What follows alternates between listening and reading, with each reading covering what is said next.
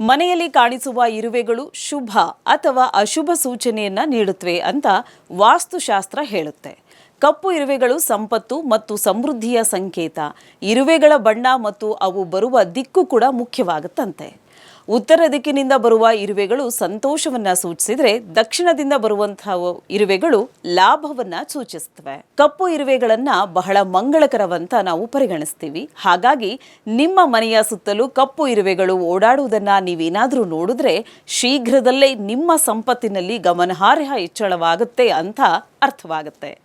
ಕಪ್ಪು ಇರುವೆಗಳು ಶುಭವೆಂದು ಹೇಳಲಾಗುತ್ತೆ. ಅವು ಸಂತೋಷ, ಶಾಂತಿ ಮತ್ತು ಸಮೃದ್ಧಿಯನ್ನು ಪ್ರತಿನಿಧಿಸುತ್ತವೆ ಅಂತಲೂ ಕೂಡ ಹೇಳಲಾಗುತ್ತೆ. ಆದರೂ ಕೂಡ ಅವು ಹೆಚ್ಚಿನ ಸಂಖ್ಯೆಯಲ್ಲಿ ಇರಬಾರದು. ಅವು ನಿಮ್ಮ ಮನೆಯಲ್ಲಿ ಸಂತಾನೋತ್ಪತ್ತಿ ಮಾಡುತ್ತಿದ್ರೆ ಅವುಗಳಿಗೆ ಹೊರ ಹೋಗಲು ಮಾರ್ಗವನ್ನು ತೋರಿಸಬೇಕಾಗತ್ತೆ. ಅದು ಸೂಕ್ತವಾದಂಥ ಕ್ರಮವನ್ನು ನೀವು ತೆಗೆದುಕೊಳ್ಬೇಕಾಗತ್ತೆ.